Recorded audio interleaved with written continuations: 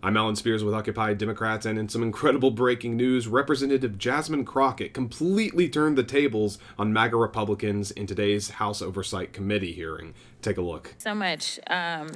You know what? This hearing is actually the best example of what waste, fraud, and abuse looks like, because the only reason we're having this hearing is because somebody got their feelings hurt in a debate, and I don't understand why we're wasting taxpayer dollars. Next time, tell your big boy to show up and be ready to handle the woman in the room who hopefully will become the next president of the United States.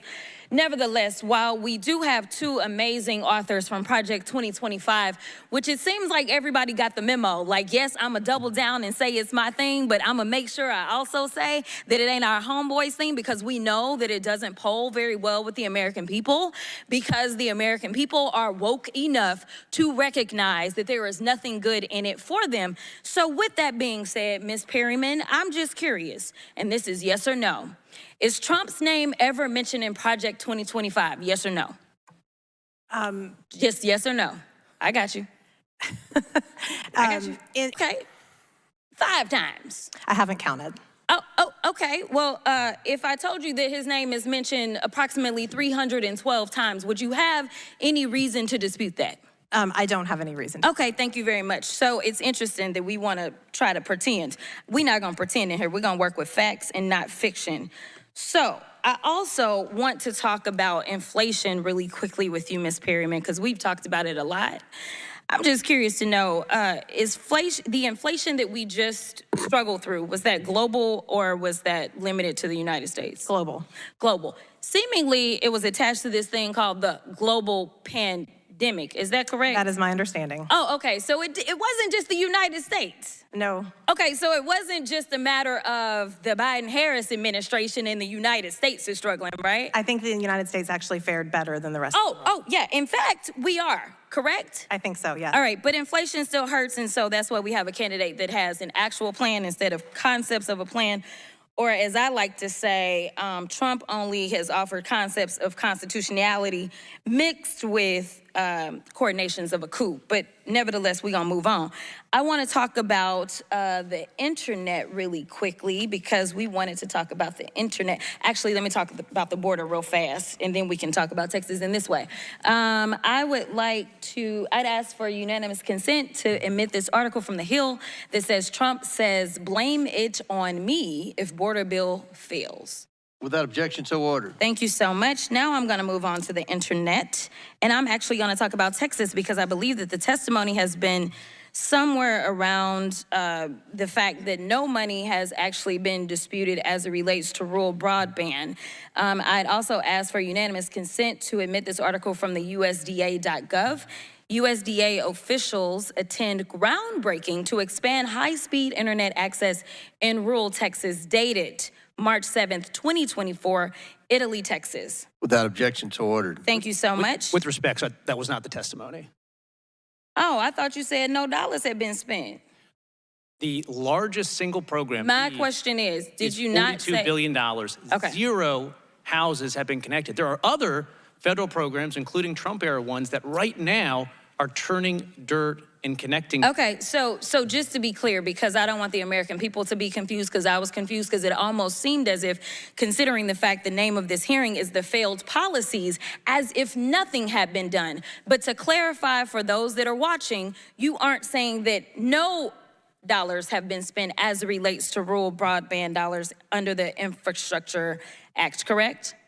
To be clear, for the signature effort, $42 yes billion, or no? Have any dollars been spent? not a $1. single person has been connected. There's That's not my question, though. My question was, have any issues. Senator Ted Cruz from Okay, Texas I'm going to move on. I'm going to move on. I'm reclaiming my time at this point. Many of these bills, I'm reclaiming my time, which means, Chairman, I'm going to per location. stop my time, because the witness is not. Are you asking him a question, or are you? No, I'm not asking him a question. I reclaim my time. All right. Your chair recognizes Ms. Crockett. Okay, now I was at 41, y'all, so go back up. We'll give you 9 more seconds. Okay, thank you so much. Here's the deal. You've testified a lot about the problem with the broadband rollout being diversity, equity, and inclusion. You said DEI, I don't know how many times, which is one of the issues that Project 2025 takes issue with. But it's interesting to me, because I have another article from the Texas Tribune, and it actually specifically states that internet providers say they are simultaneously hopeful and skeptical about whether the incoming federal dollars will be enough to connect the most underserved Texans. Historically, other federal rural broadband funding programs have seen limited success because many companies who committed to providing broadband went into default after radically underestimating their cost. It doesn't say anything about diversity. And the final thing that I will say Do you is know why that those this costs have election, increased I didn't ask you a substantially? question. The final thing that I will say is that this election is the best example of why y'all are so afraid of diversity, equity, and inclusion, because then you can't have a simple-minded, underqualified white man somehow end up ascending. Instead, you've got to pay attention to the qualified black woman that is on the other side. And with that, I will yield. Gentlelady yields. Chair now recognizes Mr. Perry from Pennsylvania. I absolutely love how Crockett blatantly calls out Donald Trump and other Republicans' hypocrisy, saying they know absolutely nothing about Project 2025, and yet his name appears in it over 300 times. It's ridiculous. They're not fooling anyone. We know Donald Trump is, of course, not the mastermind behind Project 2025, but he is the vessel through which this policy, this outline, or this blueprint of this Christian nationalist regime would be implemented. You also gotta love that Crockett is absolutely calling out Republicans on their ridiculous lies or their attempts to blame inflation on the Biden-Harris administration, when this is, in fact, a worldwide issue that many countries have been struggling with for a few years now. And the US has managed to minimize the damage, so to speak, that inflation would have on our economy thanks to policies implemented by the Biden-Harris administration. Rest assured that anytime you see Republicans or the MAGA movement calling out Democrats for